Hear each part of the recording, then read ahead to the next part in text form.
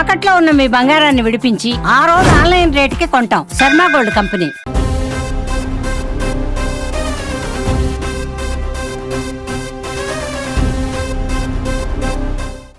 నేను 99 కార్గిల్ యుద్ధంలో పాల్గొన్నాను. నేను 2 అటాకులు చేశాం. మా యూనిట్ మేము 13 జాగ్రత్తలు సర్వీస్ చేశాను.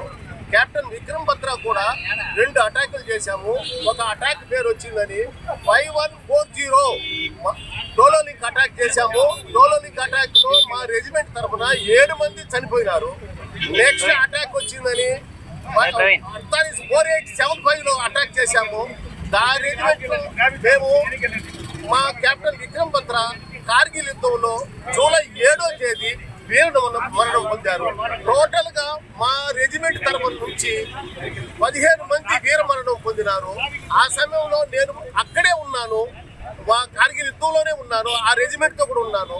కానీ ఆ యుద్ధం తరఫున మాకెంతో ఇచ్చింది, కష్టం అనిపించింది, నష్టం కూడా జరిగింది మాకు.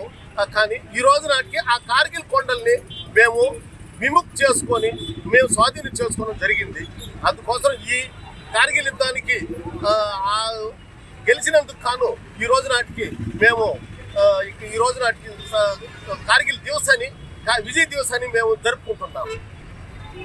ర్యాలీ ఇవాళ ఈ సందర్భంగా ఆ వీర జవాన్లందరికీ కూడా మా హృదయపూర్వక అభినందనలు, సెల్యూట్ చేస్తున్నాము. అయితే అప్పుడు కార్గిల్ యుద్ధం తరఫున ఎంతోమంది ప్రాణాలు అర్పించిన వాళ్ళందరూ కూడా ఇవాళ మేము ఒకసారి గుర్తు చేసుకుంటున్నాం. మా వీర అమర జవాన్ల తరఫున, అమర సైనికుల తరఫున. అదేవిధంగా ఈ భారతదేశానికి ఈ సైన్యం లేకపోతే మనం హాయిగా నిద్రపోవడానికి వీలుండదండి. ఆ విధంగా సైనికులు మనల్ని కాపులా కాస్తున్నారు కాబట్టి మనం హాయిగా నిద్రపోగలుగుతున్నాము.